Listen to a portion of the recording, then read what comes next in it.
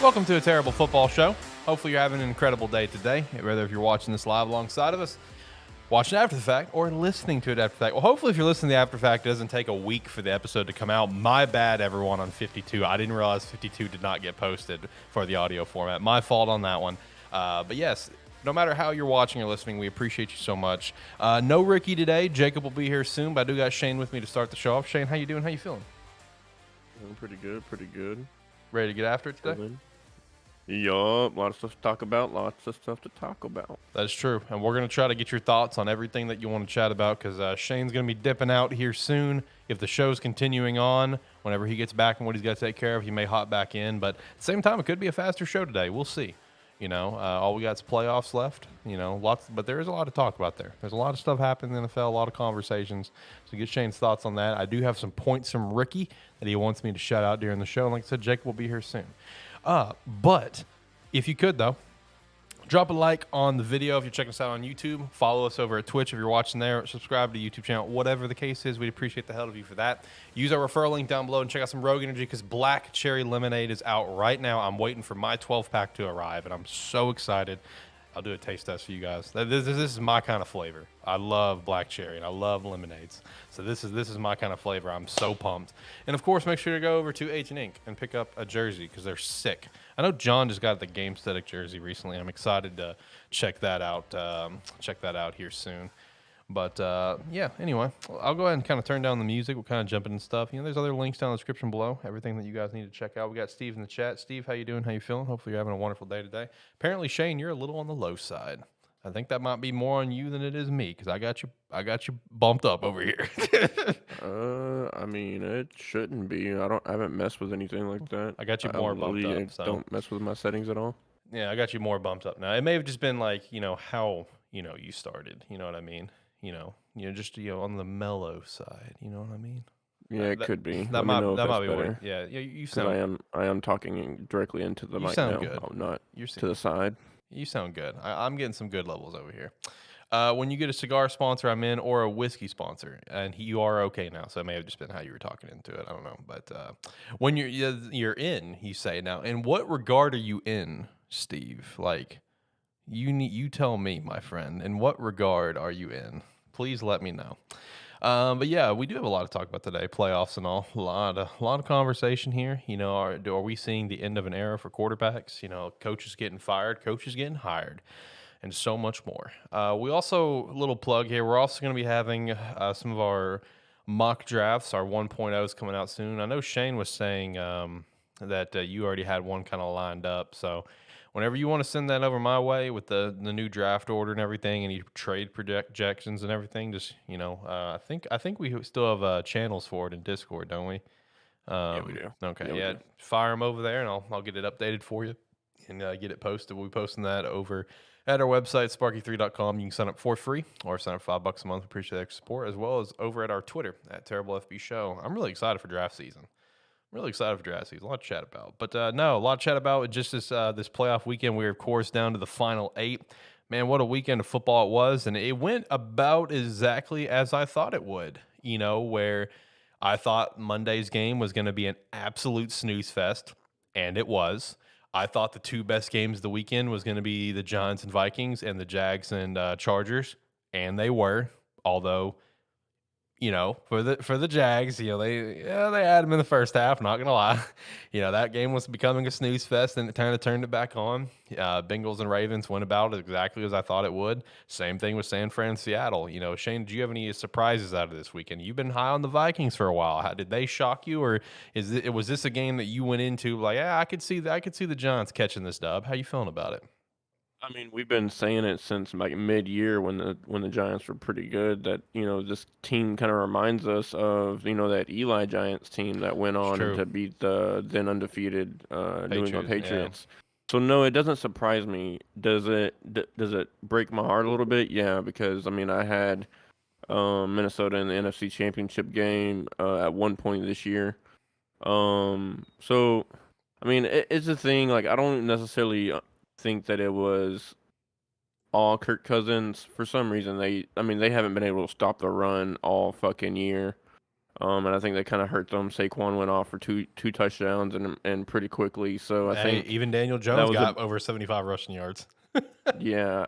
Their rushing defense is what I mean. I knew if they were going to lose, that's how they were going to lose because their rushing defense is bottom 10 in the league. And I think I actually read a stat the other day. It was actually their rush defense is actually like 28th in the league. So not very good. And when you're going up against somebody that's mobile like Daniel Jones or a running back like Saquon that looks like he's starting to have glimmers of what he used to be, I mean that's a recipe of disaster. Oh yeah, absolutely. Because now Saquon's looking like the guy that he was when he was drafted. You know what I mean? And the whole point that you already kind of mentioned, something that we've chat about, all year, is that I'm telling you guys, like this Giants team, man, they remind me a lot of like some of these other Super Bowl winning Giant teams. Where it's like you don't expect them to necessarily win some of these games, but they just come out on top. They get the job done. You know what I mean? I'm not. They're not beautiful wins, but they're wins. So I mean, there's a part of me that won't be shocked if the Giants even can make it to the NFC Championship game. Like, there's legitimately a part of me that will not be shocked by that. I know they got a tough test this weekend with Philly, but I don't know, man. It's just it's one of those things that I'm still sticking to my guns, and I think it's going to be Philly. I think Philly's going to make it to the Super Bowl. Personally, that's still my pick. I've rode with it this long. I'm going to keep riding with it until the train derails, but. I'm just saying, if the Giants beat the Eagles this weekend, it's not going to shock me at this point. You know what I mean? Are you kind of in that same boat? Yeah, same. I know given Philly's front seven is a lot different than what Minnesota's Woo! is, so I think they're going to have a tougher task.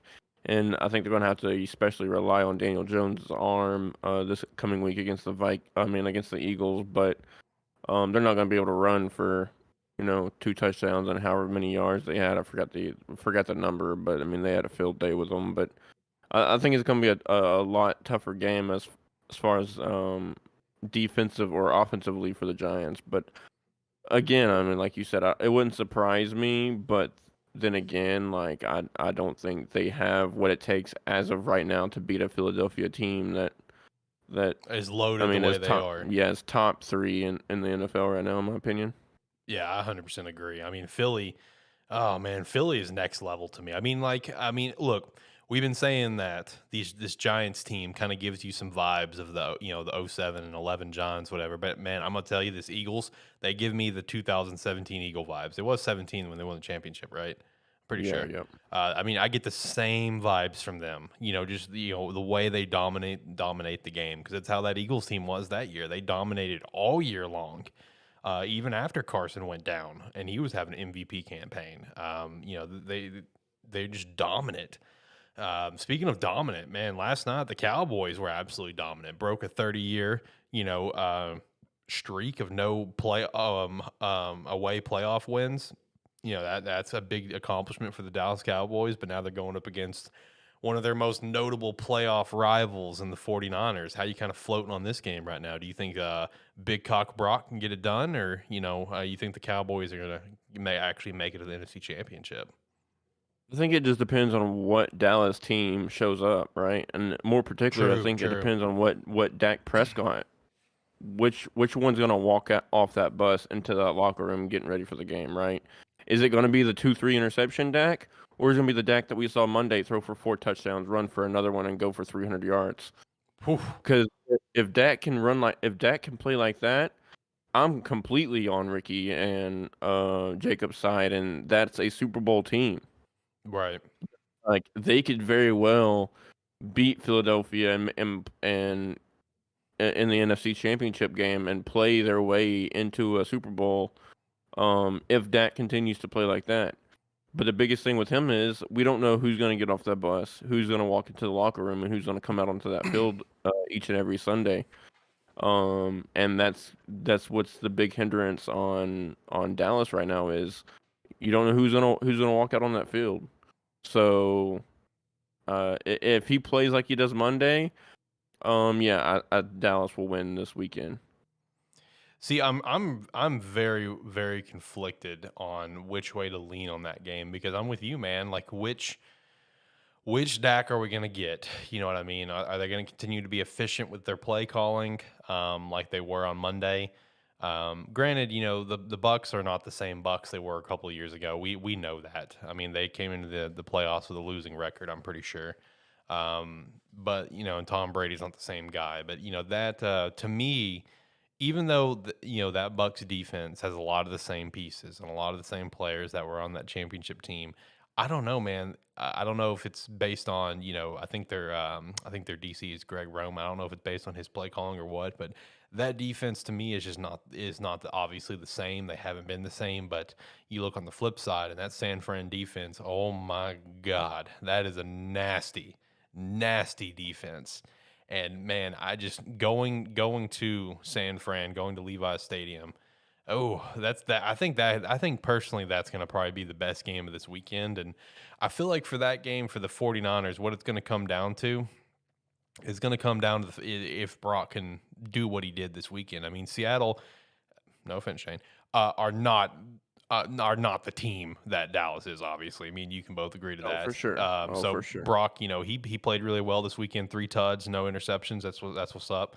If he can do even 60% of what he did against Seattle, against Dallas, San Fran's winning the game, in my opinion. That defense is too good. As long as Brock does at least well enough, I think San Fran's going to win that game. But it also comes down to what Dak's going to do. I mean, if Dak's going to pop off and get multiple TDs, that defense is going to show up again and stuff like that, then I don't know. Like I said, this is going to be probably the best game this weekend. I feel like for this sort of game, I'm not going to call it to the same extent as like Buffalo KC last year in the divisional round. That was a once in a lifetime event, in my opinion. I don't think we'll ever see anything like that again to the extent that it was. But we're gonna get a hell of a good divisional game this weekend out of those two. A couple things that Steve threw out there is say that there is no way they beat Philly. I think he's referring. Did you say that Cowboys can beat Philly? Or are you talking about, or Steve talking about the Giants? I said if Dak shows up like he did on Monday, he could beat Philly and play their way into a Super Bowl. Yeah. Steve threw out there in Philly in the cold wind and probably rain. Philly will put up 40 on them. I don't know about that one. I don't know about 40. I don't know about that. I don't know about that. I think Philly can definitely have a solid game. I'm not sure about the Philly thing. He does throw out there that Diggs will have 2 interceptions. Are you talking about this weekend against San Fran, against Big Cock Brock? I mean, I could see that. This weekend could be the meltdown of Brock Purdy, and if it's the meltdown, I still think that San Fran has a pretty big question mark going into the offseason about what to do at quarterback. I think that's still a pretty massive question mark, and if I'm a 49ers fan, I'm kind of in that boat too of like, where should we kind of go on this? Jumping to the AFC side of things, man, Jaguars, baby, what are we doing? I mean, had them in the first half. Oh my God, I was watching that game, pretty much the full game. We finished up Gamesthetic early enough where I tuned in about I think 5-6 minutes left in the first quarter, and dude, that first quarter felt like an eternity. Like it legit felt like an eternity for that first quarter. And Jacob is here. But man, that first quarter was the whole first half. I'm just like sunk down in the couch, defeated, rocking my 2008 Jaguars shirt. And I'm just like, this is the worst. This is terrible.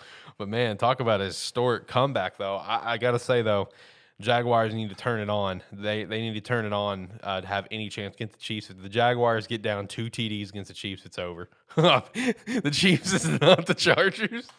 2 TDs down, even 10 points down. If it starts off 10-0 in favor of the Chiefs, it's over in my mind. Like I don't know if this Jags team. While I love this Jags team, the future is so bright. I just don't know if they can come back from that personally. At least that's kind of my personal take. But I will also further hammer this. In my mind, I don't give a shit who actually wins it.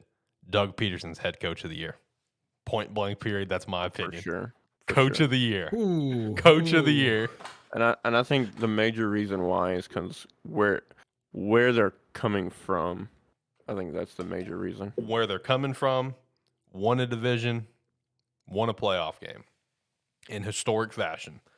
I'm telling you, man, because not only were they shit last year and had the number 1 overall pick, like obviously it's It's tough to get worse than the 0-16, Lions or the 0-16 Browns. But man, I'm telling you, last season was a historically bad season for a large number of reasons, as we all know. That is one of the biggest dumpster fires I think we've ever seen in sports up front. And so the fact that Doug Peterson's been able to turn that around to win the AFC South and win a playoff game, Coach of the Year, baby. Give it to me. Give it to me. Coach of the Year, Doug Peterson. Love it. Love it. Love it. Jacob, how are you? How's it going? Doing absolutely great. My fucking hair is a mess. It's okay. You look beautiful. What a day at work I had. Bro, I feel you. You're preaching the choir. What a weekend! I know. I can finally say that. What a weekend! Probably the best weekend of football I have ever seen in my life. Really? Is it just because the Cowboys broke that streak? No, not just because the Cowboys, also because of, the Jaguars. And honestly, I don't think you have much to worry about. I feel like I got a lot to worry about. It's the Chiefs, bro. No, because the problem with the Chiefs, okay? Here is their major problem. They play down to their opponents. Okay. Whatever skill level their opponent is, the Chiefs play down to. Kind of like the Cowboys. Yes. Yeah, pretty much. Yes. Pretty much. And I think that's going to be their downfall this time around. Also, real quick, Steve, whenever I said Doug Peterson Coach of the Year, you best believe I did not think about that man. I'm still standing by my statement. Doug Peterson Coach of the Year. You can kiss my ass. So he's throwing Nick Sirianni, who will probably actually win the award. I'm not dumb.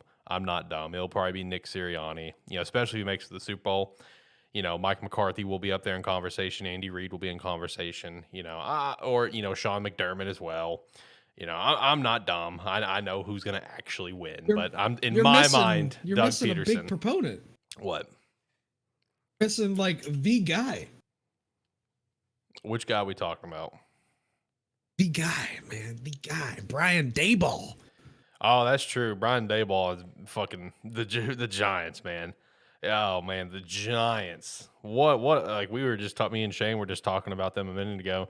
Like how this, like we've said before, this is just giving us, flashbacks to some of those championship teams led by, Tom Coughlin. We're getting the same vibe. Daboll is, easily, become.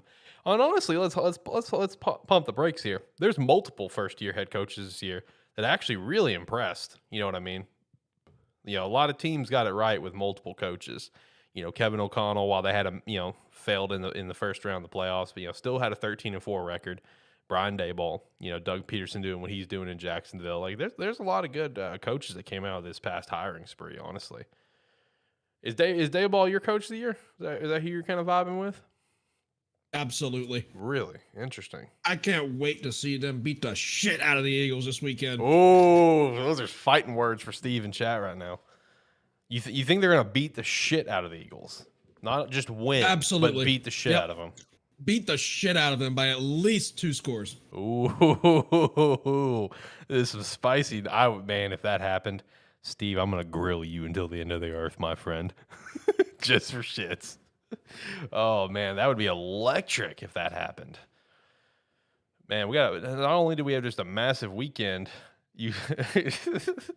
Steve, I see your comment here. I'll show the comment for you. Hold on. I for once I finally got permission where I finally got the notification where I can give you permission to say something. I don't know why it tried to prevent you from saying that, but whatever. No, this past weekend was awesome. I don't know if I would call it the greatest weekend of football of all time for me, mostly because even though it was only one game that really kind of held up strong for me, I don't know, man. Last year's divisional round was electric because of Bills and Chiefs alone. That's still one of the greatest games I've ever seen in my life. You know what I mean? That game was unfreaking believable. But this weekend had a lot of good games. I mean, like I was saying earlier, this weekend it kind of went exactly as I thought it would. Monday was a snooze fest, at least in terms of a game. I knew it was going to go very clearly one direction, or it was going to be a low-scoring game. The 2 best games of the weekend to me was going to be the Giants and Vikings and Jags and Chargers, and that's how it turned out. Bengals took care of business and Niners took care of business. It's about exactly as I thought it would. I just made the wrong pick on Vikings and Giants, unfortunately. I think Jago, you went 6-0, didn't you? About that, I didn't think that the Cowboys were going to win. I'll be honest with you. Really? No. I picked the Buccaneers to win, and that didn't happen. I think we're about to get hot takes Tuesday again. Steve is pretty fired up right now. He said he's turning on his PC, so watch out. We're about to get. Oh shit! You're about to get an Eagles fan in here. Thankfully, I gotta head out of here. all right, Shane. If we're still live, feel free to hop back in later. All right, guys. Peace out. All right, later, man. Have a good one. See ya. All right. But no, I mean, it was a very good weekend of football, and just coming down to the Elite Eight now, man. And we got some good games ahead. Why do you think I've got nothing to worry about when it comes to Jags? Because, man, I'm telling you, if the Jags fall behind, I think even by 10 points, I think the game's over. I mean, I think the Chiefs are going to run away with it. I mean, I get it that the Chiefs kind of play to their level, but, man, I don't know. This Chiefs team, they just do so much offensively. That is true, but Patrick Mahomes has a tendency to overthrow balls, and those tend to get intercepted. He tends to try to do too much, and the Chiefs secondary is not good at all. Right. So I don't think Trevor Lawrence is going to have 4 interceptions this game. Oh God, I hope not, because that's a very rare situation of a team to have that many turnovers and lose. That is equivalent to last year when Joe Burrow got sacked 9 times and still won the game. Yeah, that is on par with that. It is. 'Cause I think there was another game for Joe Burrow. He got sacked 11 times and won. Yep. Yeah, because I think it was the Titans he got sacked 11 times and won. The 9 times, was that against the Raiders in round 1? Yes. Or was that the AFC Championship? I don't remember which. I'm pretty sure that was against the Raiders. Okay, because I remember that for the 3 Bengals playoffs games, only one game they actually protected him well and only got 3 sacks. I don't remember which one it was. And then Titans got 11, and whoever got 9. It was ridiculous. So since I'm assuming, I think we're about to get Steve here in chat, and he's about to probably try to light you up. Let me get to Ricky real quick, because Ricky sent me some stuff that he wanted me to shout out. I'm not going to shout out the same level of enthusiasm that he put in this part, so I'm going to let you do it. He said, "How about them boys?" I'm not going to put the same level of enthusiasm he put, because he put all caps with multiple exclamation points. How about them Cowboys? There you go. He said, "Big win over Brady." Number 2, it's time for Brady to walk away. Number 3, if Brady does come back, he should leave Tampa Bay. Number 4, the Chargers are morons. Number 5, hats off to Miami and Baltimore for giving themselves a fighting chance. That is true. Everyone wrote Miami off. That is very, very true. And let's see. And then he gave me his picks. His picks are for this weekend: the New York Football Giants. Yeah! The Dallas Cowboys. Classic. The Buffalo Bills. Boo! And give me the Jags, baby. He's locking in the Jaguars this weekend. Oh my gosh! When I saw that, I got very, very excited and thankful. But man, I don't know if that's how it's gonna go. All right, so we do have Steve in the guest queue. Are you ready to get lit up? Yeah, ready and willing. All right, moving Steve up. Steve, how are you, man? How's it going? You're a little fired up, apparently. Hopefully, life's well. Oh, life's going beautiful, my friend. That's good. What I want to know is, okay, in what fucking world do the Giants put up 2 scores, win by 2 scores on the Eagles? Explain yourself, Jacob, right now. Daniel Jones is a man. He is a legend. Was he a legend when they lost 48-22 in Week 14? That was Week 14. Yeah, this is different now. This is playoff Danny Dimes, baby. This is playoff Danny Dimes. This is gonna be like Joe Flacco all over again. Dude, you're talking about an Eagles team that had 70 sacks this season. 3rd most in NFL history. What is Danny Dimes going to fucking... Yeah, what's going to run? Okay, yeah, maybe he can run a little bit. I'll give Danny Dimes some credit. He got some wheels on him. He got some wheels. He got some wheels on him. Yeah. He's got some fucking wheels on him, okay? But, I mean, dude, Look at their third down conversion rate. Was it 46%? Who's got the third worst third down defense in the league? Can we throw that out there? Anybody know? Can somebody look that up? I feel like you already have the answer. It's the Giants. Now, Steve, who has the 22nd ranked? Listen, Steve. What are you gonna do when Daniel Jones becomes playoff Danny Dimes and beats the Eagles? What are you gonna do with your life when that happens? I think we lost Steve. I think we lost. I think his rage engulfed himself so much that it may have lit his computer on fire and exploded. And exploded his mic. Well, he'll follow back up. He'll follow back up. I mean, look, it's like I was saying earlier with Shane. I'm sticking to my guns. Eagles are going to the Super Bowl. It's on your board. I can't really go against the board at this point. You know what I mean? That's unfair of me. It's hypocritical. Yep. So I'm gonna stick with it. Eagles to the Super Bowl, but it's not gonna shock me if the Giants catch this dub this weekend. Like if I see that score, I'm gonna be watching the game probably. Maybe we'll see. I don't remember what time it is. It's just not gonna shock me if I see that if Brian Daboll, Big Dick Brian Daboll, and playoff Danny Dimes catches that dub and the Giants go to the NFC Championship. Like that's gonna be legendary if that happens. Listen, all I'm saying is you cannot even fathom the comparisons between the 2011 season when the Giants won the Super Bowl and this season. They're coming in as a low-ranking 9-7 team. The Giants in 2011 beat Atlanta, who was hot that year. They beat the Vikings this year, who were hot, like hot. True. Now they got the number 1 seed, Philadelphia Eagles. Well, take you back to 2011. In the divisional round, they faced the number 1 seed, Green Bay Packers, and beat them by 17 points. The Green Bay Packers, who was just coming off of a Super Bowl championship. I'm telling you, something's cooking. I think we're running it back with this Giants team. I'll be honest. Jacob, I want you to know that you just stabbed another dagger into Steve because he's also a Packers fan. Oh, Packers and Eagles. I have a retort to your red hot or whatever you just said about the stupid fucking Vikings. How were they red hot when they went stumbling backwards into the fucking playoffs? Hey, they had a great year though. They won. They had a great year this year. They had a great They had a great year, but they beat the Colts by 3 in overtime. Beat the Giants by 3. Lost to Green Bay by a fuck ton, and then beat Chicago. Whoa! Like I don't like the way you said that.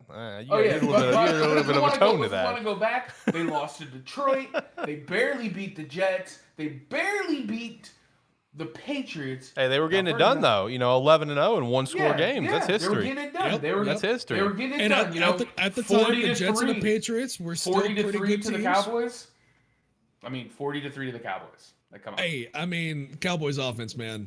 The Cowboys defense. Lights out when they want to be. When they want to be. That's the thing. Sir. This is my hot take for this weekend. Yeah, hit me with the hot takes Tuesday. Jacob didn't get to experience it last week. So here's the hot takes Tuesday. Love it. We're gonna stick. So my first one is just on these games. Unfortunately, I'm sorry, Alex. The Jags are gonna get fucking utterly embarrassed by Kansas City. Honestly, I'm kind of scared that's gonna happen. I'm thinking they're gonna lose by 32. It will. It's going to be a statement. I think Kansas City is putting out a statement because everybody's talking about Cincy, everybody's talking about Buffalo, everybody's forgetting about Kansas City. I think Andy Reid and especially Patty Mahomes and Kelsey are fucking pissed. Who in the hell is forgetting about the Chiefs? A lot of people are talking about Bengals and everybody's Bills. talking about Bengals and the Bills. Yeah, because it's the rematch. Because it's going to be the rematch. Yeah, true. But so I'm sorry. I think the Jags are getting blown out. I really do. Well, here's the thing, Steve. It's not going to shock me if we do. If we get blown out, it won't shock me. But honestly, like, I'll be real, it still won't shock me if we win. Like, I mean, if we win, it's gonna be a fucking close game. But I definitely could see a blowout happening because if the Chiefs get if they pull the Chiefs trap card on the field, if they have the Chiefs trap card laid on the field and they activate it and start turning it on like the way they do, I don't know if Jags are going to be able to keep up to that. I really don't.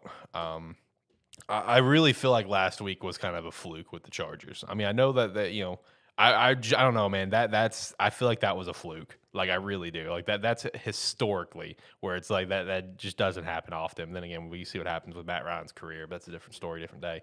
But I'm telling you, if the Chiefs get going quick, it's gonna be a long day for the Jaguars, unfortunately. But I could see us also catching the dub. I could see us getting the dub. You guys have to understand. Okay, two things. One, they played this year already, and the Jaguars only lost by 10 points. Fair. 27-17. And two, the Chiefs have only blown out one team this year, and that was the 49ers. Every other game has been relatively close, within 2 scores. Yeah, their defense has kind of taken a step back over the past couple of years. So, especially since they lost Tyrann Mathieu. I mean, that secondary was atrocious his last year there. There were the amount of pictures that we got to see of him doing this because someone blew coverage for the 7th millionth time is very, very, apparent. And that same kind of vibe is now continued in this year where they still, they didn't get a suitable replacement for Tyrann, and that secondary is struggling. But, I mean, look, I think the Jaguars have a legitimate chance. Again, it will not shock me if we get blown out. If the Chiefs get going, the Chiefs get going. I'm still not until this train for the Chiefs completely derails. I'm not going to get rid of the mindset. They're still the Chiefs. They can turn it on. You know what I mean? I'm not changing that mindset. But I mean, if Evan Ingram gets going quick, Christian Kirk gets going quick, I mean, I think the Jags can pull off the upset because this would be a massive upset if the Jags pulled it off. And man, Jags go an AFC Championship game, Steve. Go fuck yourself. You can kiss every part of my ass. Doug Peterson's coach of the year.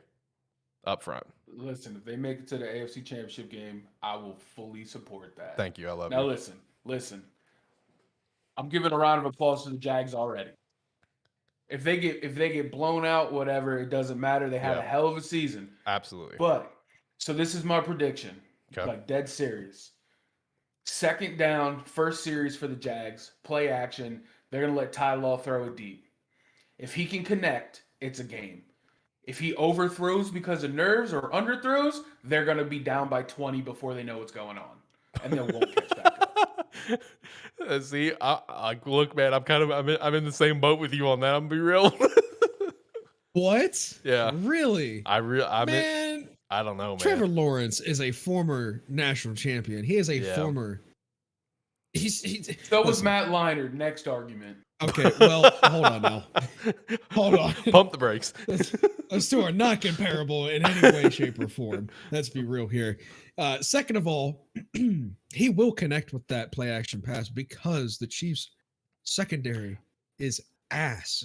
They suck. That is a great suspect. Yeah, that is a very, very good point. And I also want to remind everyone of one thing just involving the Jags in general and the future for the Jags, because it's like it just gets forgotten about so often because of his suspension. Don't forget, next year we're getting Ridley. I mean, the Jags' future's bright, baby. Yeah, don't forget we've got Calvin Ridley. He is a Jacksonville Jaguar. People just forget about it because he's suspended. And he's not being talked about. Are you for real? Yeah, no, that trade happened months ago. Oh, dude. That's so nasty. See, everyone keeps forgetting about it. Like, everyone keeps forgetting about it because he's suspended, and he's also he's still active on Twitter. I've seen him post about celebrating Jags wins, but he's not very vocal. You know what I mean? Like he's not like causing up a ruckus. So everyone forgets about him because he's suspended. But he's a Jacksonville Jaguar right now, baby.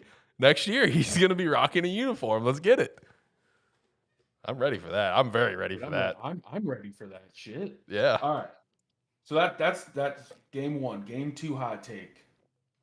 I think the Bengals walk into Buffalo and they just put big dick on the table, and Joey Burrow is smoking a cigar in the locker room, looking over through the wall, X-ray vision at Josh Allen, telling him he can suck it from the back.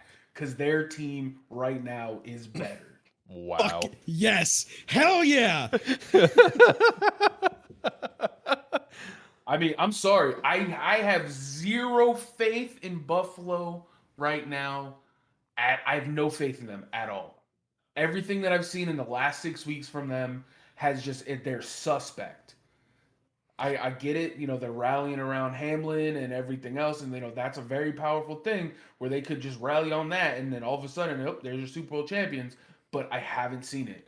I haven't seen anything that makes me think that anybody on that team has that killer in them to do what they need to do to win.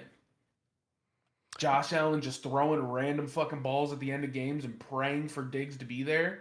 Fuck, he's out there somewhere. Patty Mahomes with Tyreek, like, it doesn't work that way. Right. This does bring up a good point, because when Tyler was on for ATFS 50, he kind of said the same thing, and he's the residential Buffalo Bills fan. Has been since God knows how long. And he kind of said the same. He's at least before, like, what, JP Lossman. He's been a Bills fan longer than that, honestly. So he kind of said the same thing, where he's just like, this team doesn't look like the same team that it was last year. He doesn't think they're there yet, and that's coming from the Bills fan. So I don't think you're far off from this, because I can see what you're saying. Because, like, also, Steve, to kind of back you up on this take, I'll be real with you boys. If the games worked out this past weekend, where Jacksonville was going up to Buffalo, I'm putting money on that game that Jacksonville's winning up front. Like, I would feel so much more confident going into that game than I do the Chiefs. I would have put money on that game that Jacksonville would have beat Buffalo. 100%. I was really hoping for that to work out, but alas, it did not. So I can pick up what you're putting down here. I pick up your vibe here. I'm kind of in the same boat. Unfortunately, it's on the board. I'm gonna keep riding with my board, my board pick. I'm gonna keep riding with the Buffalo's gonna get the dub. But at the same time, Cincinnati, they have really shown something over the last few weeks that's really put them in a different, where. It's kind of funny. You look back at whenever we were doing record predictions before the season started. First off, shout out to Ricky. He correctly predicted Jags were going to win the division, so shout out to him for that. But then, like, all of us, me, him, and Shane, we all were in the same boat with the Bengals, where we thought they were going to struggle at times, but we thought they were going to be the same Bengals that we saw, but even better. You know what I mean? And that's exactly how it's been. They've been the same Bengals we saw last year, plus some. So if Big Dick Joey Burrow goes in there and gets that dub, it won't necessarily shock me. It won't shock me if they end up making it back to the Super Bowl. I'll be real with you, it really won't. And even if they don't make it to the Super Bowl, if they make it the AFC Championship, Joey's going to be getting a fat contract here very soon. Oh, big time! They're going to need to take a few more loans out on their stadium in order to pay him. Yep. All right, Steve. What's your other takes on these games? What you got? All right. We're going to go with Dallas next. Oh, here we go. All right. Here we go. All right. Everybody knows I hate Dallas. I just can't stand them. Fair. Can't stand them. I'm sorry, Philly, but I think Dallas is walking into San Fran and they are fucking putting a beat down on the 49ers. I think I think they're going to win by 17 minimum.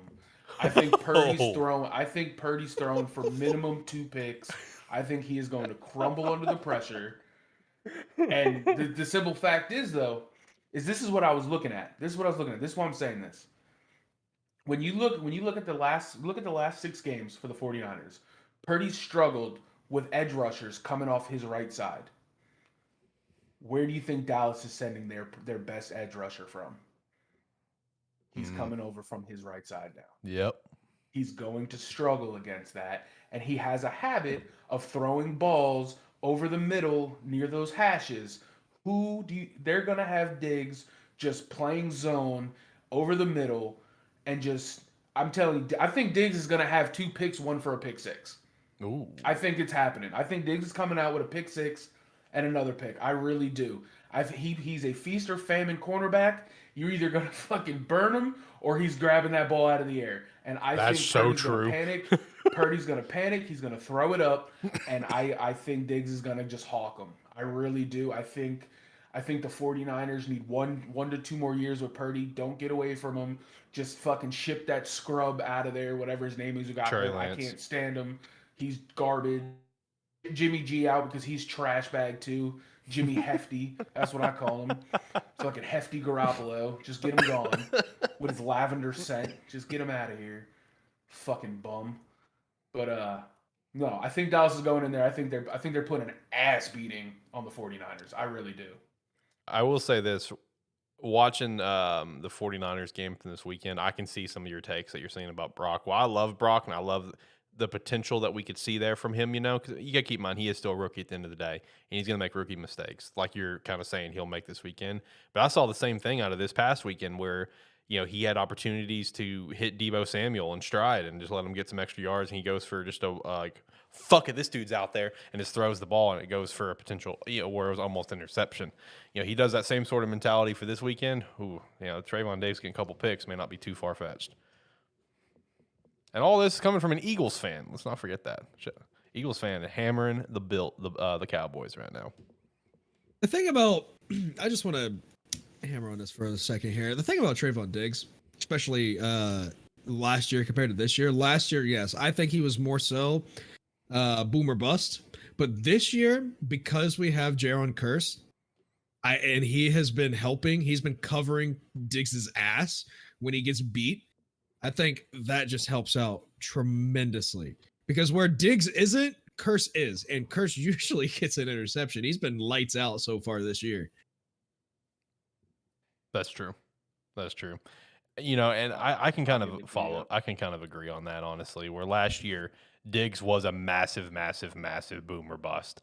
As my friend Brady has said, Trayvon Diggs is one of the most exciting and most frustrating players in the world to watch. This year, I still see that boom or bust every once in a while, but it's not as frequent as it was last year. You know what I mean? And I think it has a lot to do with Kearse that you're talking about. Yeah, I mean, not only Kearse, but we also picked up 2 Viking veterans, Anthony Barr and Xavier Rhodes. So our secondary is a lot more potent than it was last year. Mm-hmm. Steve, did you throw open your mouth a little bit whenever you were saying the Cowboys can get that beat down? Yeah, a little bit. Okay. It's I mean, you can say the Cowboys are going to win. I'm never going to fucking say the Eagles are going to win. So. All right. Well, that brings us to the last game of the weekend. Just for you, Jacob. And then, of course, you've got the Eagles beating the Giants. How much are you got them beating them by? I'm going to say this. I think Sirianni and the entire coaching staff from Philly is going to come in with the perfect game plan. They are going to remove the run game completely from the Giants. And they're going to put it squarely on Danny Dimes. And he cannot keep up with the Eagles in a shootout. The Eagles will win, not by a lot. I'm just going to say 13. Real talk though, what are you gonna do when the Giants win? When the Giants win? Yeah.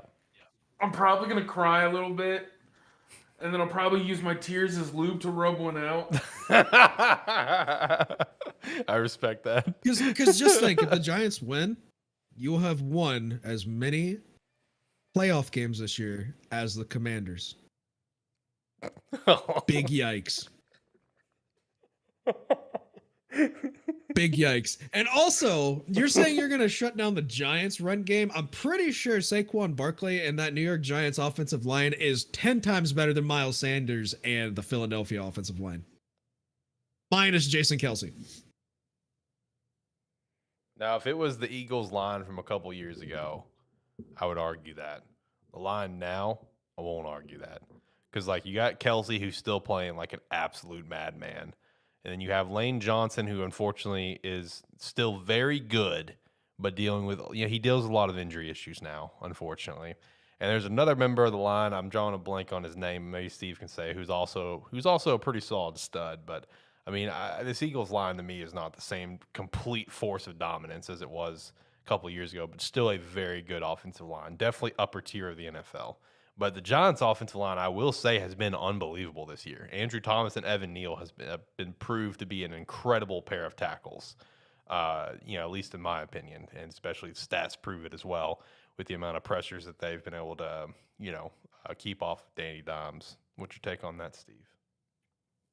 Well, no, we're gonna go back to something real quick. Let's go back. So you're talking offensive line versus offensive line. I'm not talking offensive line for that. I'm talking about the Giants O-line and Saquon Barkley versus the Eagles rushing defense. That front You seven guys, for yeah. So you guys, tough. everybody who's picking the Giants keep talking about, oh, look what they did to the Vikings. Look at all the yards they rushed on the. They had the last place rushing defense in the league. The Vikings had the worst rushing defense in the league. Am I not wrong? Am I wrong? Did they not give up to almost 2,300 yards on 475 attempts? Sounds right. The Eagles are number 14, I believe. You know what I mean? Like, the Giants have a worse rushing defense than the Commanders. So you got very passionate about that. Let's be honest here. The Eagles, they're going to come out and they are going to take the Giants' rushing attack out of the game. They're going to force you to beat them down the field by throwing the ball. And I don't think Danny Dimes has it in him. He does not have the sack behind that cup to get it. He doesn't. He doesn't have the mental fortitude. He damn sure doesn't have the fucking vision. Have you seen some of them throws that man has put out there over the season? Holy shit. I mean, the same can be said about Jalen Hurts. Some of the throws he's put out this season have been hot garbage. But I'm not going around saying here comes playoff Jalen Hurts. He's not big dick Nick Foles. I have no faith in him either. I just have faith that AJ fucking Brown will be down there somewhere to go up in the air and get the ball. That's it. I think the Eagles win by 30, and I think we get to the NFC Championship game. And depending on injuries and everything else, and barring everybody's healthy, I think the Cowboys come to Philly in the cold, in the wind, probably in the rain, and get their asshole stomped. Philly is going to beat the ever-living shit out of Dallas. Hold on now. Hold Dallas is coming into Philly. We threw snowballs at fucking Santa Claus. When we went into Philly this year, we only lost by 9 points. Why are you living in the past, man? What? You brought it up.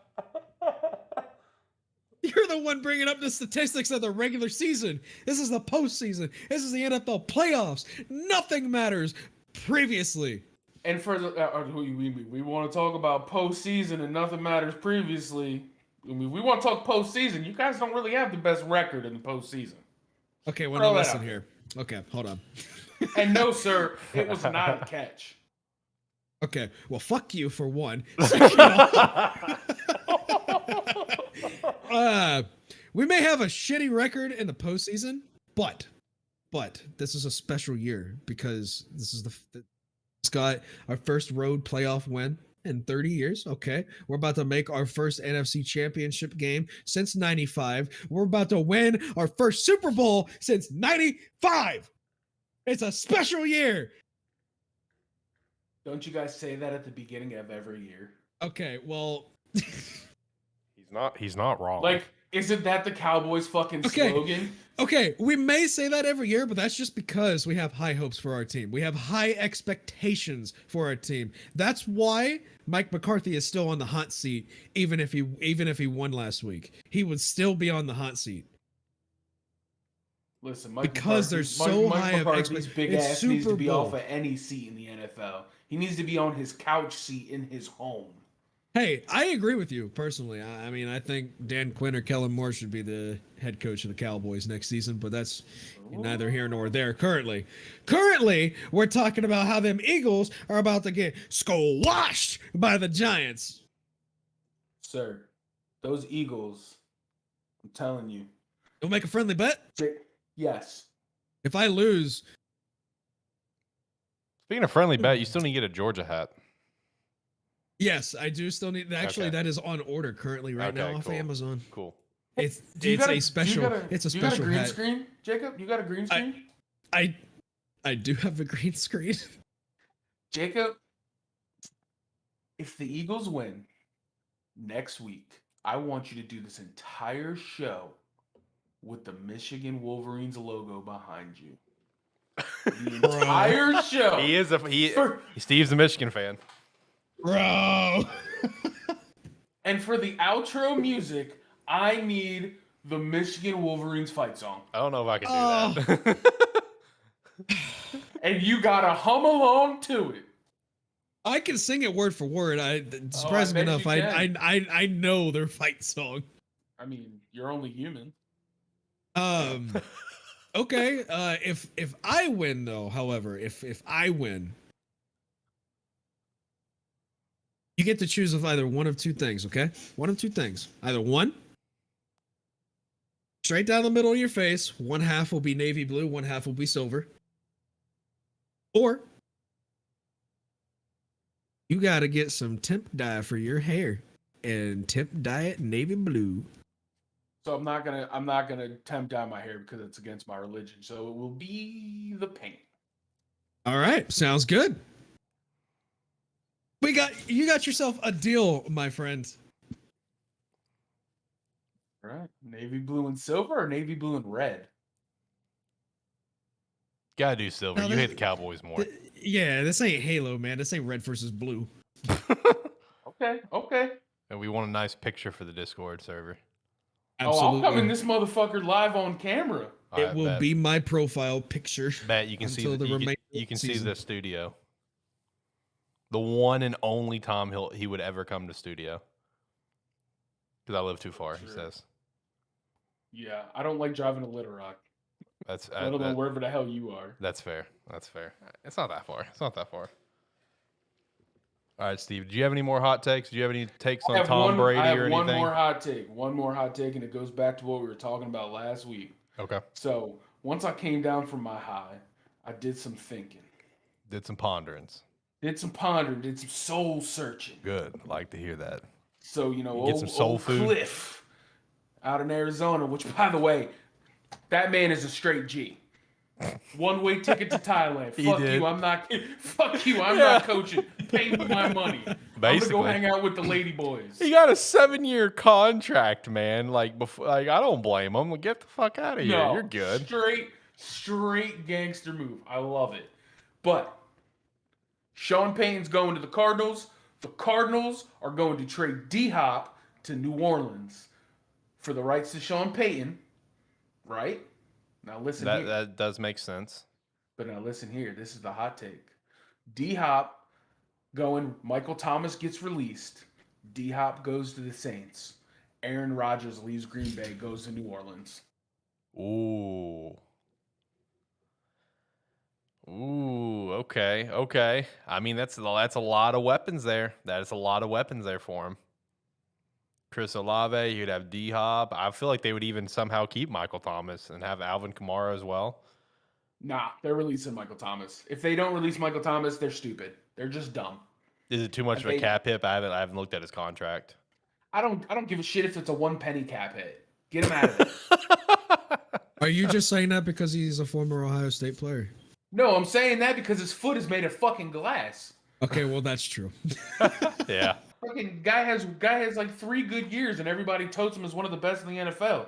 Yeah, no, you're not. Well, he did have one of the best NFL quarterbacks of all time. Yeah, true. And now that he doesn't have him, you see what happens.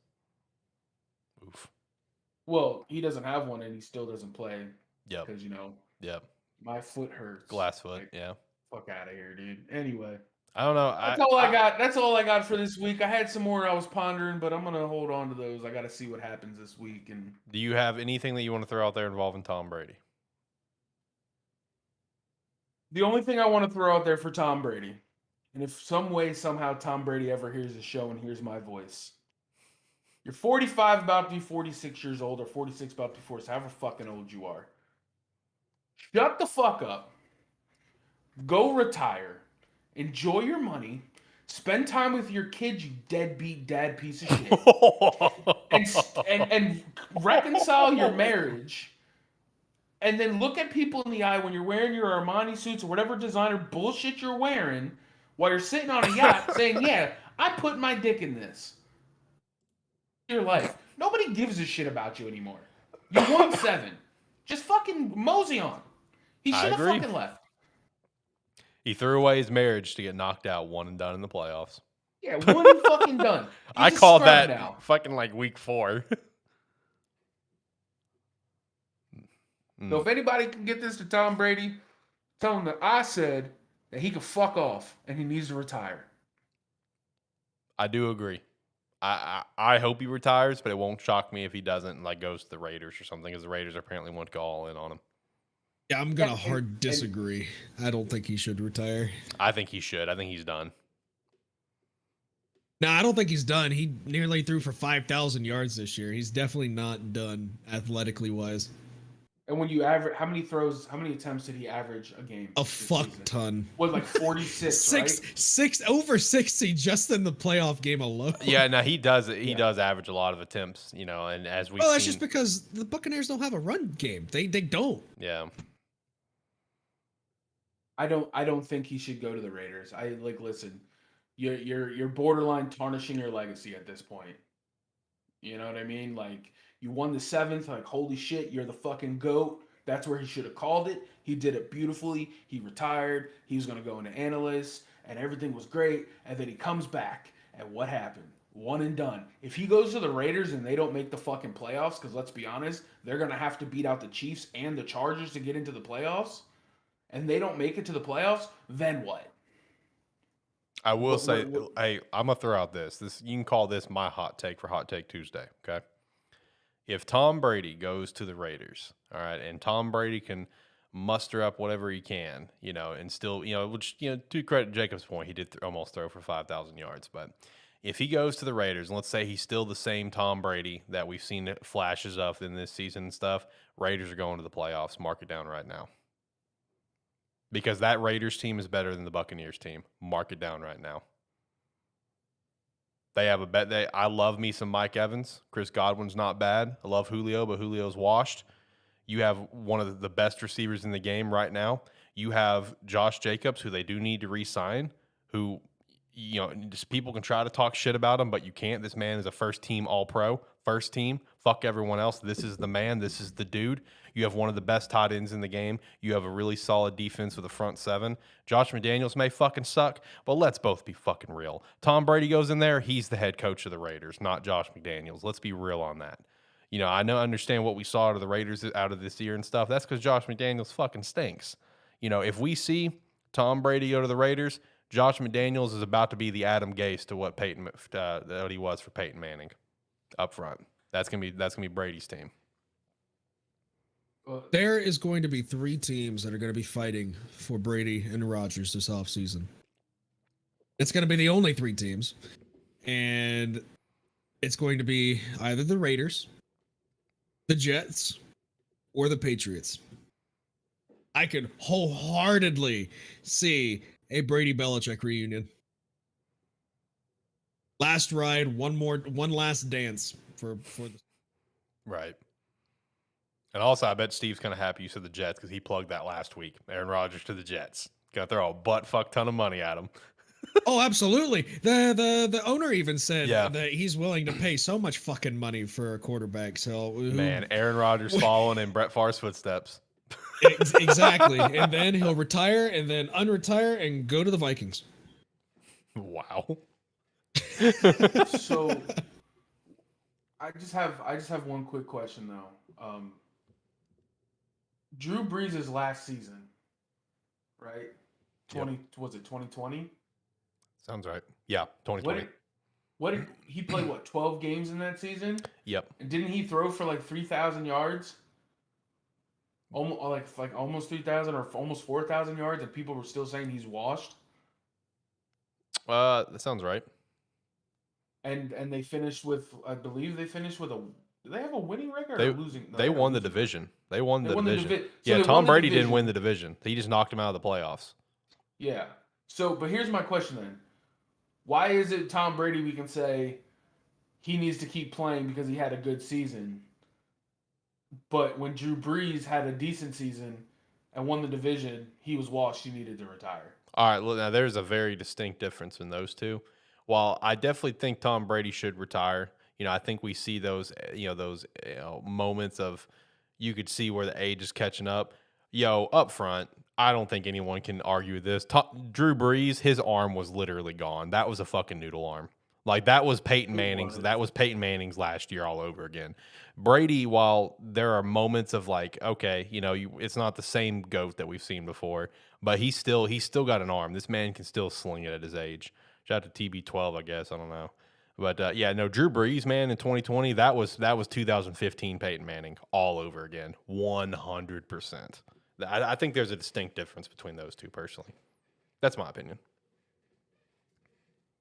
I mean, my only point is you got, I don't know, man. Tom Brady, dude, like, I hate the dude, but I also don't want to see the GOAT tarnish his legacy. I mean, I do. I feel that, yeah. And like this season, he threw 733 times. 733 attempts. No running attack, I swear. Of course you're going to throw for almost 5,000 yards when you throw the ball 733 times. Yep. It's crazy to me.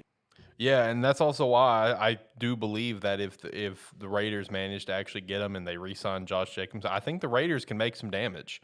I really, really do. Because like I said, in my opinion, if that happens, Josh McDaniels, he is now Adam Gase to what he was to what Adam was to Peyton Manning. That was Peyton's offense. Adam can't claim shit. That was Peyton's offense. We all know it. We're not stupid. And it's going to be the same thing. This is going to be Tom doing his thing. He's got Hunter Renfrow, Devontae Adams, Darren Waller, and Josh Jacobs if they re-sign him, who, again, is a first-team All-Pro, and they would be stupid not to re-sign him. But it's the Raiders, so, I mean, what do you expect? But, I mean, if he goes to the Raiders, that actually happens, like, look, I'll say it up front. It won't shock me if the Raiders win the division over the Chiefs. It'll be a competitive division like we thought it was going to be this year, but I won't shock me. What we thought this year could potentially be for that division, that will be next year if Tom Brady goes there. Okay, I'll concede a little bit on this if he goes to the Raiders, but there has to be one set of circumstances that has to happen. They have to keep the run game going with Jacobs. Absolutely. You have to turn Waller into a chip block up the seam tight end like Gronk was. You have to. I think he can make that change too. Yeah, he needs that. Yeah. He needs that. And you have to limit him to 500 attempts in a season. I think that's the only way that happens. I'll even level with you more. If they don't re-sign Jacobs and get Brady, that team's gonna fucking suck. We're gonna see the Bucs this year put in Vegas all over again. So I'll agree with you on that. They got to Jacobs is the key piece of this to me. You re-sign Jacobs, you get Tom, competitive ass team. Let Jacobs walk, get Tom, team's dead. Sorry, Raiders fans, your team's dead. It's over. 100% agreed. Now, mind you, my point is coming from I'm not expecting them to re-sign Jacobs. Yeah, and I honestly agree. I don't think the Raiders will either. I think they kind of burned that bridge with him when they didn't accept the option, and now we've seen what happened. He had an unbelievable year that no one talked about because of how bad the Raiders were. And, just all the games they lost so close that he gets pinned on Derek Carr, so no one talked about Jacobs, and then he comes out to be a first-team All-Pro. Like, come on, man. When it comes to the All-Pro stuff, for any, casual fans listening or whatever, you guys got to keep in mind, Pro Bowls don't mean a fucking thing. Like, they don't. Pro Bowls are fucking stupid. All-Pro, that is the real honor. And don't get me wrong, Pro Bowls are important for younger players, special teams players, and stuff like that. Don't get me wrong. But when it comes to these vets and stuff, Pro Bowl don't mean a damn thing. You can get people into the Pro Bowl because it's just a popularity contest. People just because they know that guy's name. You know what I mean? But All Pro, that's where it's a little bit more legit. It's kind of like what we talked about in college football this year, Jacob, if you remember, where it's like AP is kind of a crock pot full of shit. CPF is the one that we're going to kind of look for more. Now, granted, they were a crock pot full of shit this year. Different story though. But it's the same sort of vibe. Pro Bowl, whatever. Congratulations, you made a Pro Bowl. Looks good on the resume. But All Pro, that's what's up, man. That's what's up. So Jacobs winning All Pro, that was pretty cool to me. But no, I'm with you, Steve. I don't think they'll re-sign him, but I feel like he'll be the key piece to make that Raiders team good. To tell you the God's honest truth, I was actually talking with somebody about this earlier today at work. I think Josh Jacobs leaves, and I think he signs with the Bears. I think they let Montgomery go. I personally think we're going to let Monty walk. Ryan Poles did come out and say that he's a massive fan of Monty and wants to make it work, but for the right price for the Bears, of course, which, we have the money to do it, but we have so many other things that we need, especially when we have Khalil Herbert, who also came in and played really well when Monty was not playing. If we got Jacobs, I'd love that, but I don't think that's what the Bears would do. I think the Bears are going to spend the money on other areas. Because the way the Ryan Poles going to look at it, if we don't get Monty back for a pretty nice deal, well, we have Khalil Herbert, so we're fine. That's the way that he'll probably look at it. But, man, I'd love that. Get Josh Jacobs to Chicago. I'd love that. That'd be cool. But we need receiving weapons first. I want that more than anything else. Oh, yeah. The other one that we were talking about was the possibility, the possibility of him going to either Minnesota letting Dalvin Cook walk, or him going to the Rams. The Rams going in and possibly looking to deal off Akers, or letting Malcolm Brown go and just releasing him. I mean, Sean McVay coming back into the fold, Sean McVay coming back in the fold, not retiring. I could see them making a swing to try to get Jacobs in there. I could see that.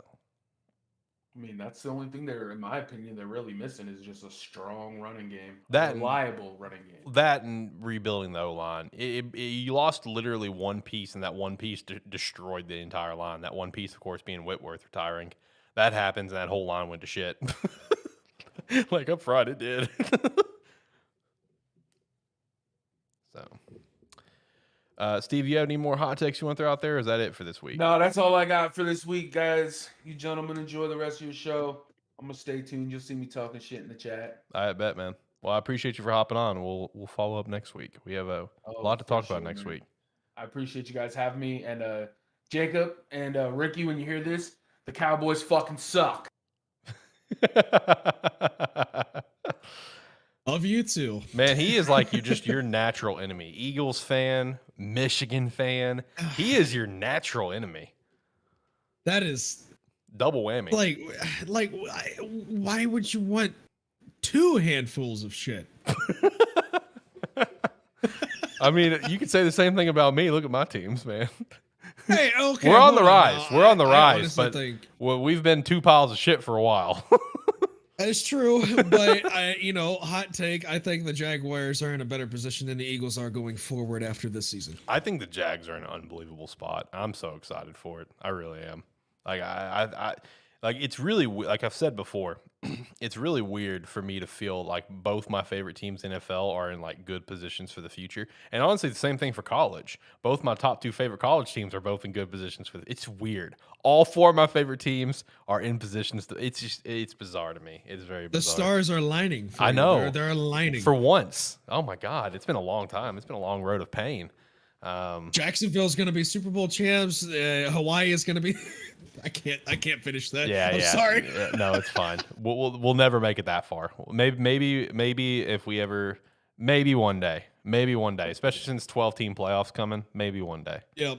Maybe. I mean, hey, think about it. We got as high as 10. Under Colt Brennan, rest in peace. During his time, we got as high as 10. We got blown the fuck out. We got blown the fuck out in the Sugar Bowl versus Georgia. Got blown the fuck out. But hey, it's possible it could make it to the playoffs one day. I mean, we got the 10. That'd be playoff contender. Come on. Like, it's possible. All you have to do is just win the Mountain West and you'll be good. Basically. Now, future's bright. I was about to say something. Shit, what was it? Lost it. It's gone. It left my brain. Yeah. Are you ready to do some mock drafts here soon? Are you pumped for that? Oh, absolutely. I love me some mock drafts because I have some pretty good hot takes. Ooh. And a lot of my hot takes usually, at least within the last few years, have turned out to be true. Ooh, okay. Well, I got that nice spreadsheet set up, ready to go. Any trade projections you want to do, just make sure to let me know, and I'll type in the comments. Oh, there's going to be quite a bit of trades, including... Yeah. Hey, honestly, I'll be real with you. I'm going to be honest. I see the Bears trading twice. I'll be very Think real. so? I think so. I think we're. You think out of the first round completely? No, or? no. We're not trading out of the top 10, but we're going to trade twice. I do think the deal is going to be worked out, and I think it's basic. It's the basic answer, but I do think the Colts are going to get that number 1 overall pick. The Colts are desperate as fuck. Chris Ballard's on the fucking hot seat. I mean, he is on the hot seat. He should have been fired. He is going to dish anything he has to get above the Texans and draft, Bryce or CJ, which I think is still Bryce, even though I think it's Bryce just because the general conceptions that I've seen from teams and from the league. But I personally like CJ Stroud more than Bryce. It's my own opinion. But I think Bryce is going to be an Indianapolis Colts. So the Bears go down to 4. I think CJ goes to Houston, which honestly, I gotta be real with you, involving that whole back and forth between me and you. I'm gonna be real. Not only do I think he was considering to come back to Ohio State because he could have gotten a really good NIL deal, which would have been around the same money as that.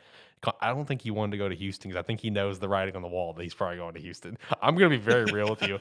I really think. I mean, let's be honest. Look what happened with Andrew Luck. He came back. He did not want to be a Carolina Panther. That organization was a dumpster fire. Cam turned it around. Shout out to him for that. But that was an dumpster fire organization. But I think... You think they're going to pass up Bryce? Who? Texans. No, I think they're going to gun for that number 1 overall pick. They need the number 1 overall pick to try to get him. The Texans and the Colts both naturally need to assume that Bryce is going to go 1. So if they want Bryce, they have to get that one overall pick. So I could see the Texans making some serious moves to try to get to number 1. But I don't know what the Texans could give to entice the Bears enough to get to number 1, because not only would, in my opinion, should the Bears want picks, they should also want some players. And the only things I could see them getting from the Texans would be like Lamry Tunsil. I could see that happening, but Tunsil also wants a new deal that resets the tackle market. That's the downside there. And then maybe Brandon Cooks as well, who wants out. He doesn't want to be part of a rebuild, but that's not a superstar receiver. He's good, very reliable, good receiver. We need a superstar. We need a stud, whether if it's through the draft or whatever. So I think the Colts are going to end up getting the number 1 overall pick because, in my mind, Chris Ballard is much more on the hot seat, and he feels much more on the hot seat than Nick Caserio. I know it's kind of a little bit bold, but the expectations were so high for Indy, and Chris Ballard-led team has fucked up the quarterback position time and time again.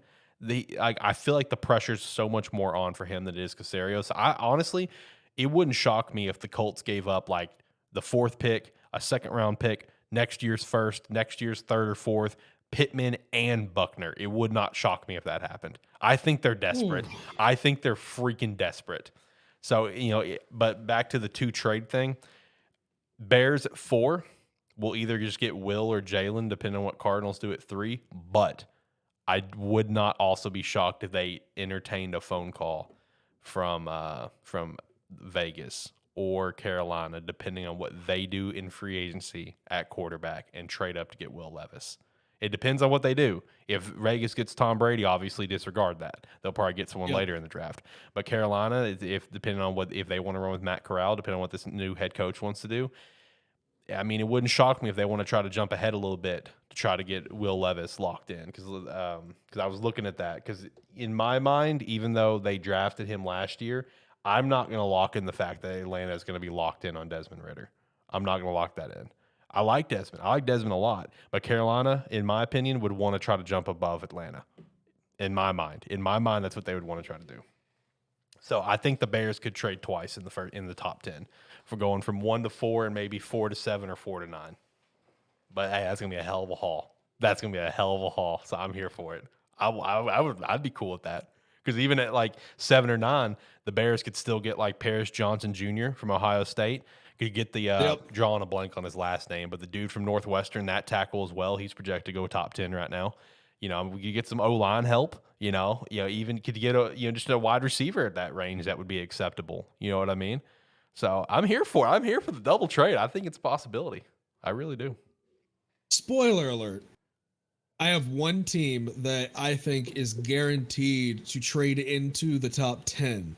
Ooh, here we go. And it's not a team that people would think of right off the bat, because they're not really flashy when it comes to the draft. They usually trade out of the first round 9 times out of 10.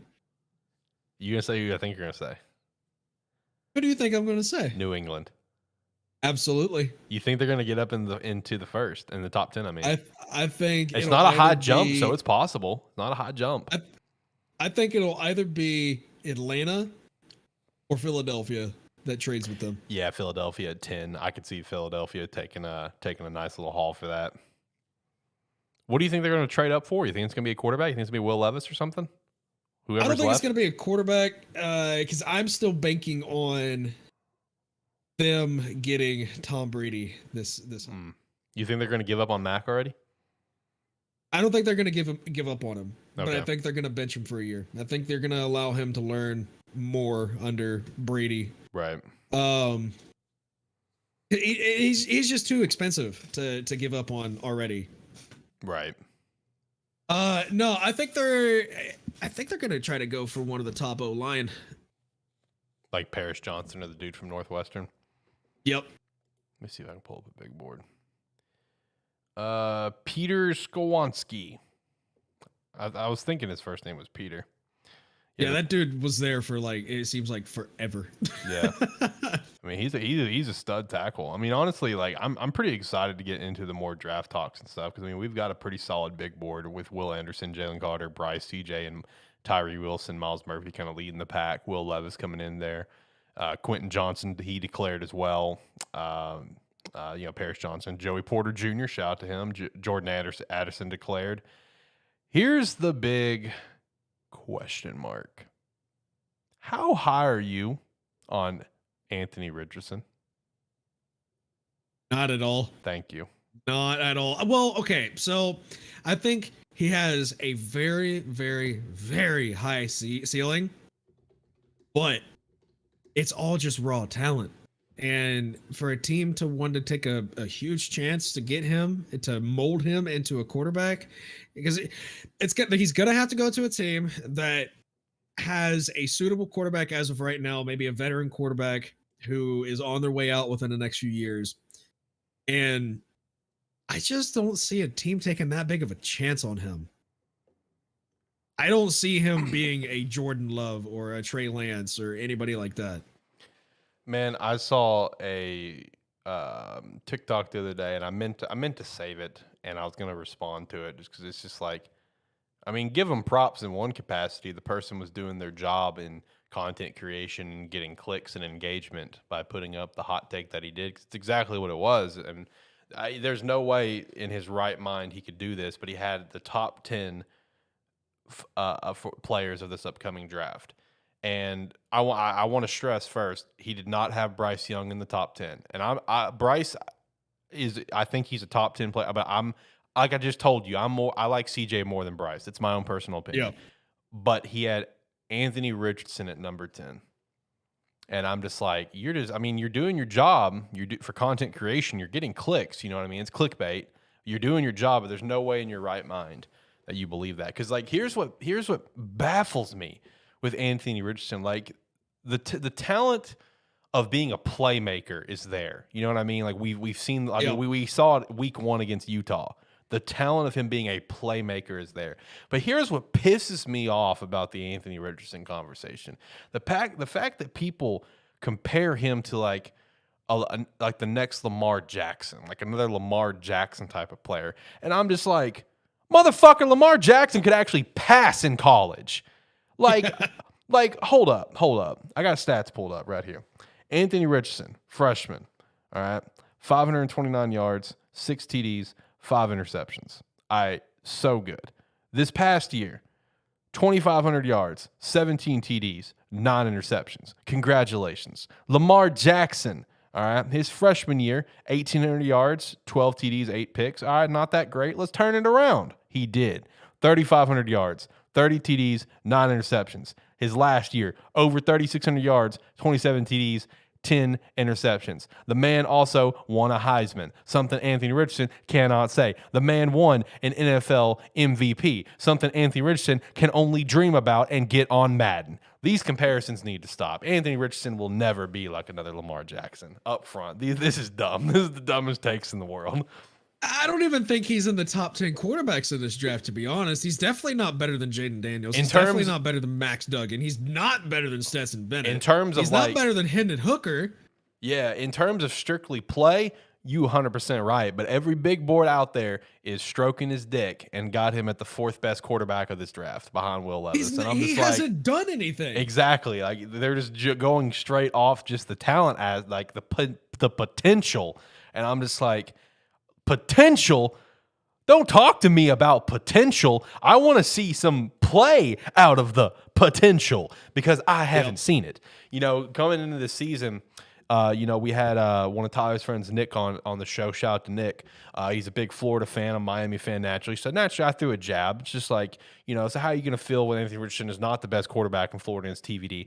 Obviously, things didn't go right for either one of us. But I would still take TVD any day of the week over Anthony Richardson because at least TVD, when I watched him play, while, yes, he sucked this year and it was not what I was hoping for, not what any of Kane Nation was hoping for, he can at least play quarterback. Anthony Richardson cannot play quarterback. Like, he is a playmaker. I will give him all the credit for that. We saw it week 1, against Utah. That was a huge game, and then he got shut the fuck out about Kentucky as expected.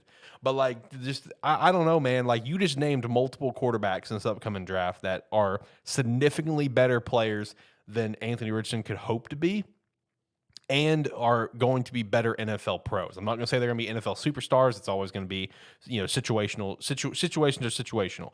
But at the very least, they're going to be solid NFL backups or whatever the case is. Like, they are better quarterbacks that are even better suited for the NFL than Anthony Richardson. I understand that we're at a day and age where you want people that can move, but you also want someone that can throw the damn ball. Like, absolutely.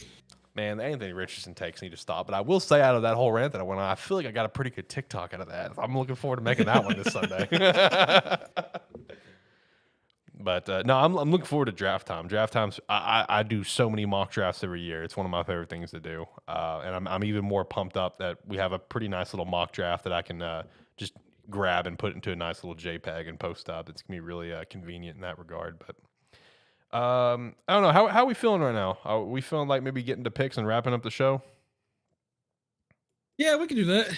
Okay. I can't think of anything else to kind of throw out there. We had, like I said earlier, we had some hires and fires. I guess that happened.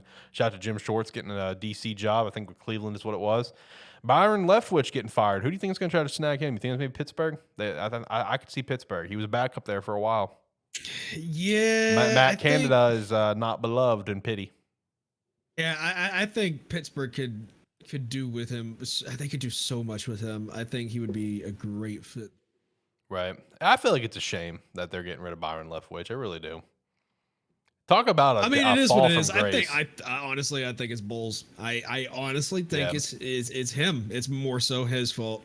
The report was that apparently Byron Leftwich was going to get fired after week 9, but Todd wanted to wait on it. It's just like, man, weren't you two coordinator buddies just the year before and years prior? Todd is never going to win anything because he's too conservative of a coach. Right. Oh yeah, we saw that all season long, in my opinion. So you saw that in the game last night. Yeah. There's many times where he should have went for it on 4th down and they just punted the ball away. You could tell Tom Brady was pissed off every time. Yeah, which is also why I think if he continues his career, obviously he wants out of there. Bet that Detroit takes Richardson. I don't think so, actually. Honestly, here's a random little hot take for you because everyone on the planet seems to be on the opposite boat. I think the Lions are going to go all in on Jared Goff. I agree with you wholeheartedly. I think they're going to go all in. Hold up. Because I pulled this up not long ago. I want to pull it up again because people like to rag on Jared Goff. People do. It's a common thing. He's like a Kirk Cousins almost. People like to rag on him. But I want to point something out. That this man, the last time he threw an interception, was week 9. From week 10 on, this man was throwing TDs, and that's it. Granted, didn't get anything in the Green Bay game. That was a tight game, tough fought game. They won on the ground thanks to Jamal Williams, which also I think they're going to go all in on Jamal Williams. DeAndre Swift is no longer going to be the number 1 as we start seeing in the season. It's going to be Jamal Williams, which I love. Jamal Williams is such a cool fucking dude. Just because he's a big anime fan, he's very vocal about it. I just think it's cool. But no, seriously, you look at these games, right? The last time he threw a pick was against Green Bay in Week 9. He went 2 TDs a pick. Then after that, Chicago, 1 TD. After that, nothing, no TD, whatever. But then after that, 2 TDs, 2 TDs, 3 TDs, 1 TD, 3 TDs, 3 TDs. No picks on any of those. Racking up over 250, over 350, over 250, over 300, almost 350, almost 250. The game where, he had 236. He had other games early in the season over 300, 78 where he threw 4 TDs. He went 4-0 on TD interception week 2. I don't think this guy's played bad. You continue to build around him. You continue to give him weapons. You continue, especially here at the end of the year, we saw where their first round draft pick, Jameson Williams, finally came back from his injury and kind of turned it on. He did his thing. I'm telling you, man, I think the Lions are going to go all in on Jared Goff. I don't think they're getting a quarterback. If they draft one, it's going to be a day 3. Rounds 4 to 7, if they draft a quarterback. That's my prediction right now. Days 1 and 2, they're focusing on getting better. They were this close to the playoffs. I don't think quarterback is the reason why. I really don't. At least that's my opinion. Detroit. I could see them if they're going to get a quarterback. I could see them getting Tanner Morgan, the Minnesota quarterback. Yeah, you know what? I could see that too. Right close to their backyard. Just a state away, whatever, a couple states away, whatever it is. They'll probably get some easy scouting over there. I could see that. Detroit trades with Green Bay for the 15th pick for Richardson and let him sit for 2-3 years behind Goff to learn. No chance that's happening. I don't think Green Bay will do that. I think he's just saying that to piss you off at this point. Probably, because he has now learned how much I hate Anthony Richardson. But, the Lions, I think, are going to get Paris Johnson Jr. in the first round. I think they need a solid offensive tackle. I could see that. Yeah, I could see that. That 6th overall pick there. Yep. Man, 6th overall pick, 18th overall pick. If you're a Lions fan, you got to be feeling good. You beat the Packers. Oh, absolutely. You beat the Packers, knocked them out of the playoffs. You got to be feeling good. And Ricky plugged last week the Lions are going to win the NFC North. I don't think that's far-fetched. I don't think that's far-fetched at all. Brand new Lions. Well, let's see what you'll have a Kirk Cousins led Vikings. You'll have a Jordan Love led Packers team. Yep. And the Bears they could do good, they could do bad. It's still kind of up in the air right now. We'll know more after this offseason when it comes to the Bears. Yeah. All right, I'm going to go on an assumption here. Assuming that the Bears actually do good this offseason in free agency and the draft, here's my prediction for next year for the NFC North. Number 1, the Detroit Lions. Number 2, the Minnesota Vikings. Barely. Number 3, the Chicago Bears. Number 4, Green Bay Packers. That's my prediction next year. Suck it, Steve. Lick my ass. All right, let's get to the predictions. Let's wrap the show up because I think my lady's making dinner and I'm starving. So, Jacob, you're on top right now. Barely. Brady's on your fucking tail, my guy. He has been on my tail for the last 4 weeks at this point. Yeah, he is on your tail. Me, you, and Brady all went 5-1 too. So these games are massive. These games are big, man. You're sitting at 163, 114. Brady at 162, 115. Everyone else at this point is pretty much written off. It's down to you two. Man. So far, I'm trying to hold on for our. So far for all of our competitions we've done for this year. Shane won the fantasy league. Which Jacob, did you see the trophy last week? Did you check out? I did. Okay, because it's up here. Shane wanted to leave it in studio.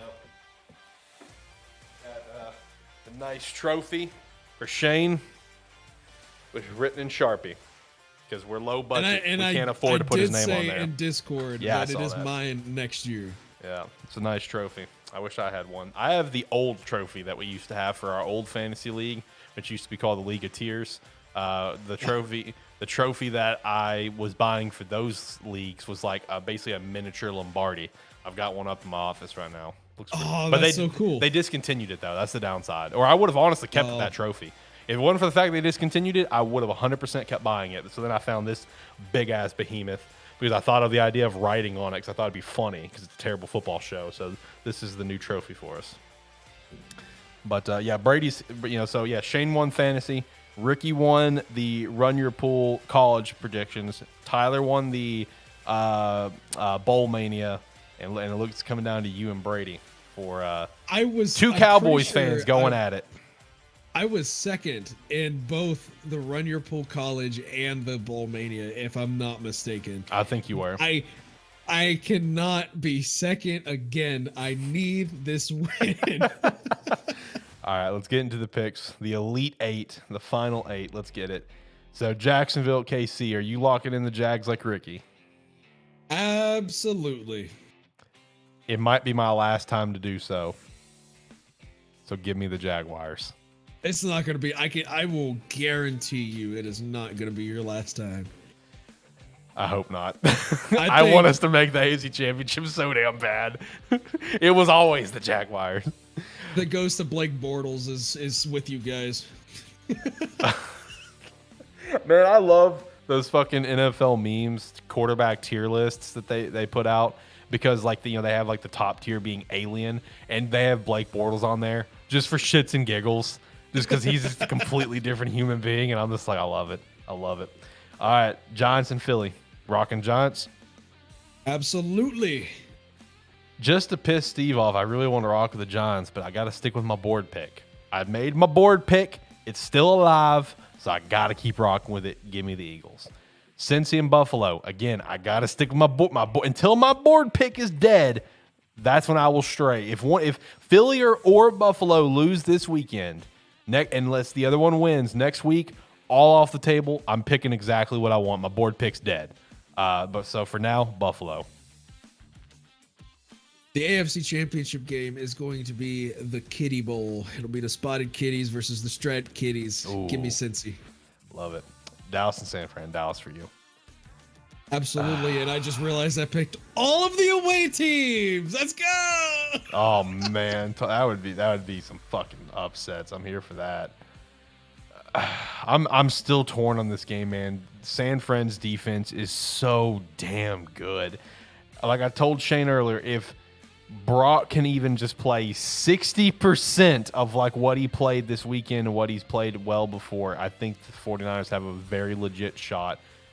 But give me the Cowboys against the 49ers. That's what I'm talking about. Give I mean, me the the only thing Cowboys. that I really worry about with Dallas is that, man, we could come out firing on all cylinders on offense, defense, and special team. And then the following week, we can play like we played against Washington in week 18. Exactly. And that's the question is what Cowboy. It's like Shane was saying that earlier, is which Dak are you going to get? Are you going to get the Dak that comes out and throws multiple picks, or you get the Dak that puts up like 5 TDs like you did yesterday? You know, what Dak are you going to get? So that's a very fair point, because, I mean, we saw what happened against Washington. This is a revenge game from last year's playoffs. Fair enough. Long-time playoff rival, 49ers. So, all right, I think we're going to wrap it up. Last thoughts, anything you want to throw out there? Just going into last weekend, I was a nervous wreck because I wholeheartely thought that Brady was about to beat the living shit out of the Cowboys, but it didn't happen. It did not happen. Nope. And I'm glad. You never bet for your team when it matters the most, and I just realized I'm doing that this weekend. So yeah, let's go Cowboys. Let's go Jaguars. Let's go. Yeah, Duval Nation. Duval. I'm ready. I'm ready to watch the game and hopefully not cry. Same. Just make it competitive. That's all I ever ask for. Make it competitive. Don't get embarrassed. If you lose, hey, you already surpassed every single expectation of this year. Just don't get blown out. Just make it competitive, and I'm going to call that like, hey, good job, Jaguars. No one thought you'd make it this far. Victories. Yeah. Moral victories. Exactly. All right, well, that's going to be it for the show here today. Shout out to Steve for popping in. Shout out for Shane for starting the show. Shout out for Jacob. Shout out to Ricky, who could not make it. He had shit pop up. We're back next week. Next week we'll feel a little different because I won't be in studio. I'm traveling next week. I'm out of town, but I'm bringing the equipment with me. The show's going on. I've already bought a new bag to bring my Rodecaster with me. I got a mini PC over at that desk that's going with me. I got an extra monitor over there. I got extra mics. I got extra cameras. It's all coming with me. We're going to make it happen. It's all going to come down to the hotel internet, though, so fingers crossed. But you're going to have Ricky internet. Hold on. Well, actually, you know what? I do have a really good hotspot, so I will do that if I have to. I will use my hotspot. So the show is going to happen next week. We'll just see how good it's going to be. I pretty much run everything through a browser anyway, through Restream now. So I think it should be fine. So we'll be back next week, talk about how these games went this weekend. Make sure to go check out some Rogue Energy for the Black Cherry Lemonade. That came out. I'm so pumped for it. I just got the notification during the show. Mine will be here like Thursday or Friday, which happens to be also while I'm out of town, so that kind of sucks. But I will do a taste test reveal Saturday morning, and I'll put it up on TikTok at Sparky3Official. You can give us a follow.